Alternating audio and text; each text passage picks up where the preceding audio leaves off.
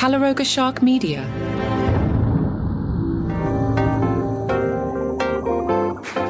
Hello, I'm Johnny Mac with your daily comedy news, a daily briefing on stand-up comedians in the comedy industry, a phrase that'll boost your Spotify numbers by 20%, but I can't bog down in that right now because the folks at The Hollywood Reporter, they watched Free Bert on Netflix, and yeah, sounds like pretty much what I thought it was going to be. Their headline, Bert Kreischer strips away the shirtless party boy persona, but also the laughs. Uh-oh. They have compared this to his often partner, Tom Segura. The Hollywood Reporter writes, Segura used his opportunity to deliver 2025's Bad Thoughts, a vignette-driven sketch show that steered into everything that is amiably off-putting and in your face about Segura's stand-up/podcast persona. Bad Thoughts might be a show primarily for established Tom Segura fans, but man, if you're a Tom Segura fan, it's on brand. On the surface, it appears that Kreischer's Free Bert aspires to be something more like what Dave did for Dave Lil Dicky Bird or Bupkis did for Pete Davidson. Did Bupkis do anything for Pete Davidson? Pete walked away, man. Wherein it takes a comic with a specific and established persona and says, what if we showed you the human behind the shtick? Or perhaps what Kreischer's doing with Free Bert is almost a parody of that genre. It's hard to tell for sure because although Free Bert is successful on some level, it's not especially funny. And when Free Bert is funny, it's actually funny because of the three teenage girls who are Kreischer's co-stars. The article then gets into plot spoilers, and they tag it with Free Bert proves there's more to Bert Kreischer. I'm just not sure this is the best vehicle for it. So I haven't seen it yet as I record this Thursday at 3 p.m. in the afternoon. It's on my list of things to watch last night in your universe. But this was the question I had off the trailer. Who is this for? It seems dumbed down for the Bert audience, but too naughty for the non-Bert audience. So I don't know who this show is for. Bert also got the big wax job interview from The Hollywood Reporter. They were curious, how did this project come to be? Bert Kreischer said, here's the genesis. I was fired from the Travel Channel.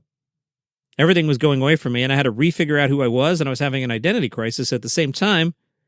We were at a school for my daughters where it felt like everyone had money. Everyone had nice cars. Everyone had big houses. Our house was 1,100 square feet, and it was right by Jack in the Box. We felt like we were the Beverly Hillbillies. So I was trying to encapsulate that time, and the quickest way to get to the identity crisis was pulled from my life, and the comments I get, which are like, oh, all he is the fat guy that takes his shirt off.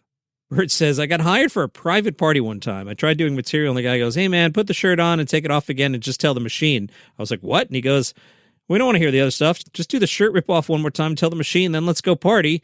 Bert says it was $25,000, and I did it. Yikes. Lying in bed that night in Vail, Colorado, I thought to myself, I just got paid $25,000 to take my shirt off and tell one story. $25,000. I was like, what if that's my life? So we had that scene in the show, and then we infused the identity crisis that happens when you go to a new school and you're trying to fit in and you just aren't. Did Netflix go to Bert or did Bert go to Netflix? He said, I brought it to them. They were obviously up for hearing a pitch, but My White Whale's always been a sitcom, a TV show about my family.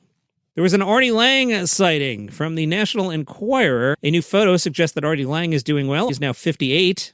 He was spotted in a photo taken at Dave Attell's birthday dinner. We're told in the photo, Artie Lange is wearing a backwards baseball cap, sporting a mustache and beard, and has his right hand in the air, acknowledging the camera. Attell captioned the post, what a birthday. Thank you for all thinking of me. See you down the road at a club sometime soon. I worked with Artie several times during my years at Sirius. Good guy, exactly who you think he is. Friendly as heck. If we invited him to come down the hall to the comedy stations to do some sort of stunt, he always did.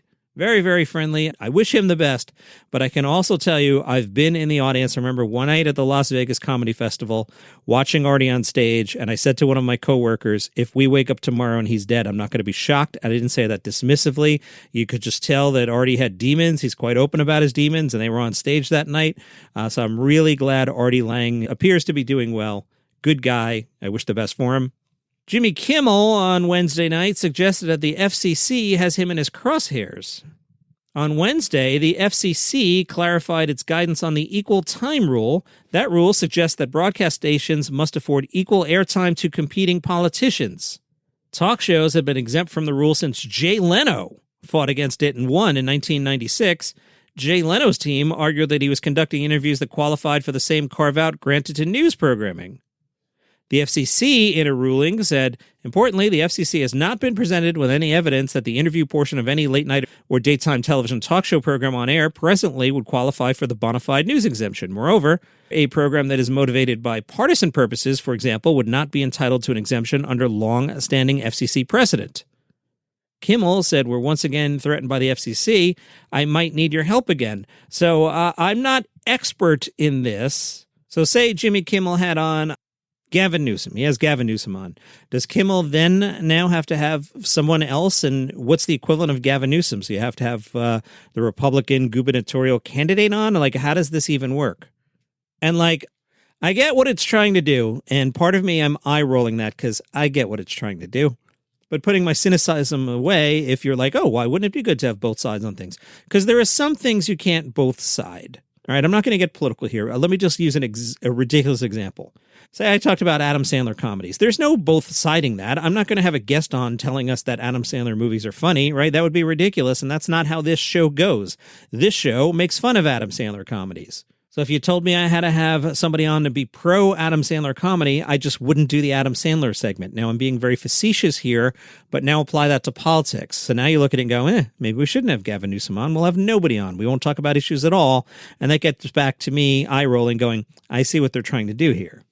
Now, who do you side with here? Bill Maher has detested Stephen Colbert for years. Now, if I had to weigh in, if you said, Johnny Mac, you got to pick here because Bill Maher is fighting with Stephen Colbert, which side do you pick? I'd be like, has Bill Maher been on Kurtzman's Star Trek?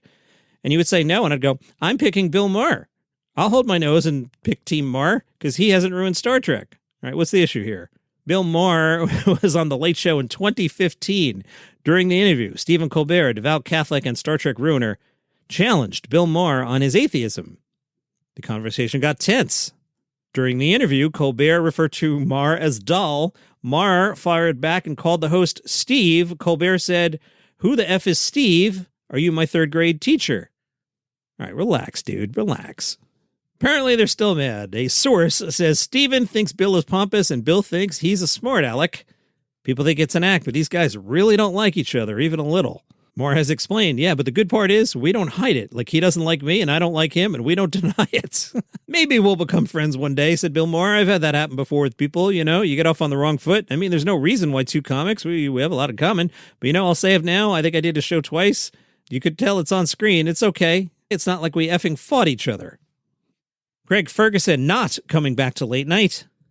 Craig told Variety, this is the truth of me and late night television. I didn't really watch late night television before I did it, and then I certainly didn't watch it while I was doing it, and then afterwards, I don't really watch it. So it's not something I feel qualified to really either predict or comment on, to be honest. I mean, I did my thing, but I don't know that my thing was ever really part of that thing, you know what I mean? Craig hosted the Late Late Show from 2005 to the end of 2014, back when 12:30 was great again. Again, I encourage the president to make late night great again. We've got Seth Meyers. I don't know what's going on there at 12:30. And now at 11:30, we've got Stephen Colbert helping to ruin Star Trek. That show has to go. With the news that Colbert's show is ending, some people were like, bring back Craig Ferguson. Who says? That's not something I'm into. You only do it 2 days in Shawshank, right? First day and last day. I'm very proud of that talk show I did. I'm really glad I did it. I think we hit the ball more often than we missed, but I don't feel I need to do it again. It would almost make it not as valuable to me if I started doing it again. Variety points out Ferguson's Late Late Show clips live on via bootleg clips. Craig explains it's weird because I think I'm probably less connected to that old show than people who watched it a lot.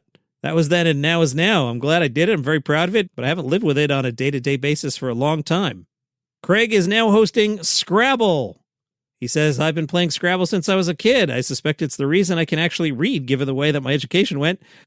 So I was very keen that we got a TV version of Scrabble that I thought did justice to the game. What I did notice is how competitive Scrabble players are. I used to think I was good at Scrabble, but these people are great at Scrabble. Craig likes hosting game shows because there's no prep. I go in, I play the game with the contestants, and that's the only information I have, the contestants' names and how to pronounce them correctly. He says the tapings have been going long. A TV hour is around 44 minutes before commercials, and it takes us easily double that with me talking smack and BS about this, that, and the next thing. I just play, and then whatever has to be taken out in order for the game, it's ordered. I suspect there'll be a lot of B-roll and outtakes that will become available pretty soon once the show starts airing.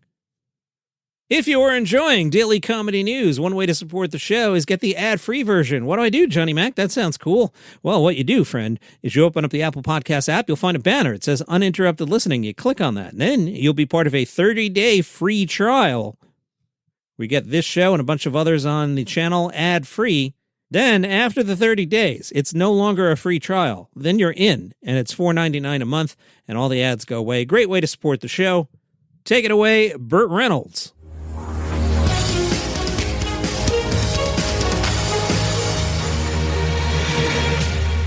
comedy stock market. I don't have a lot for you this week on the comedy stock market. I have 0 buy recommendations. I don't think anybody had an awesome week where I'm like, oh, I got to buy that. I mean, I do want to suggest we buy the Netflix Comedy Festival, but you can actually buy stock in Netflix, so I don't want to start giving stock recommendations. You do what you want with an actual stock. So I'm not saying to do that. This is comedy stock market, where you can't actually buy or sell stock in comedians. Although you probably can on one of those. I'm sure you're watching the same TV I am, where it seems like you could bet on anything now. There probably is a comedy stock market. Who knows? But I don't have any buys. I have 2 sells. First sell, Bert Kreischer. Same note as last week. Same note as the first half of today's podcast. I don't know who the show's for, so let's sell our Bert Kreischer. The other sell is Michael Rapaport. Do you watch The Traitors? I started to watch this season of The Traitors, and I found Michael Rapaport so annoying, I decided I'm not going to watch this season. And I'm on Comedy Threads, and apparently I'm not the only one. Apparently people do not enjoy him. And not in like he's a good reality show villain kind of way. He's just annoying. And I've talked about this in the past. There are some people that anytime their name comes up, it's never like Michael Rapaport was outside eating an ice cream cone and he pet a golden retriever and had a nice day. That's never why Michael Rapaport comes up in the news. There's always something stupid. Like he said, he was running for mayor 4 years from now. A traitor. He's just annoying. So if we had any Michael Rapaport stock, let's sell it. Sorry I don't have a deep comedy stock market for you this week, but I don't. Jeff Foxworthy is going to tape a new comedy special at Gwinnett's Gas South Theater, April 15th and 16th. Looking forward to that. Jeff's a great guy. If you're in Cleveland tomorrow night, Dusty Slay is at the Agora. Dusty's recent special was called Wet Heat, which is not at all what many of us east of the Mississippi are having this weekend. Burr. Again, that's why I interrupted the show the other day to get the boiler guy to come into my house. It's nice and warm today. Thank you, boiler guy. Dusty Slay says, my relationship with the heat always changes. I thought the heat was great, but if you're out in the yard trying to plant fruit trees like I like to do, write that down. Now we know something about Dusty Slay. He likes to plant fruit trees. It can really beat you down. I nearly gave myself a heat stroke last year. I just feel like my body's not reacting as well to heat these days. His current set is regular everyday stuff, but with a unique twist. I had someone say the other night that I have an ability to make things relatable even when they're not, like planting fruit trees. Anyone who knows me knows I have a difficult relationship with dogs. I talk about dogs all the time on my podcast, and some people have gotten really mad at me, but other people have sent me emails with similar stories. It's like people are afraid to say that they're not into dogs. It's kind of my thing. I grew up in the country with a lot of dogs. If you go stay with a relative with a dog and you're not used to having indoor pets, then you can't breathe the next day. I think that's what's wrong with everybody's sinuses. They're all sleeping with dogs out there. Dusty says, people are loving the dog bit. I found a good way to do these dog jokes without offending anyone. I really try to work on finding material that anybody can enjoy. You just got to come in, sit down, laugh for an hour and a half without having to think. I don't want people worried about stuff. I want them to be relaxed during the show. Go see Dusty Slay if you're in Cleveland. 7 o'clock at the Agora, 5001 Prospect Avenue. $35 to get you in. TBS, for some reason, has greenlit 16 half-hour episodes of hidden camera comedy series Foul Play with Anthony Davis. That's right, Anthony Davis from the Dallas Mavericks has a hidden camera show for some reason. I don't know why. We're told the unscripted series pairs elite athletes with elaborate pranks, giving them one chance to pull off their mischievous plans or foul out trying. See, basketball, see how that goes? The show debuted as a half-hour special last winter. Guest stars included Mookie Betts, he's from the Dodgers. And TBS is making 16 of these. Foul Play with Anthony Davis. TBS President Jason Salernis said in a prepared statement, Anthony Davis brings the same precision and swagger to comedy that he does to the court. At TBS, we love a show that knows how to have fun, and Foul Play is exactly that. We're excited for our viewers to have as much fun watching it as Anthony and the other athletes had filming it. Now, as much as I'm making fun of this thing, the premiere got over 3 million viewers. That's a lot. So get out your calendar, write this down. The first batch of episodes will premiere Monday, April 6th, immediately following the NCAA National Championship basketball game. And then it'll be on every Monday at 8 o'clock. So that means when you're watching the basketball tournament, they're going to... Have you ever seen TBS promote something? TBS promoting something during sports, they are relentless. You're going to be sick of this thing before it even airs. Foul Play with Anthony Davis. Stay warm this weekend. And depending where you live, you're getting between 2 and 2,000 inches of snow. I don't know if you've been following the weather reports. Big snow or no snow, who knows? You might get snow and you might get a lot of snow. So when you're stuck in the house, what you want to do before the power goes out is you want to download Daily Comedy News. Tomorrow on the program, a longer episode. Mike Chisholm from the Letterman podcast and I, we taped some stuff in early January, maybe it was still late December.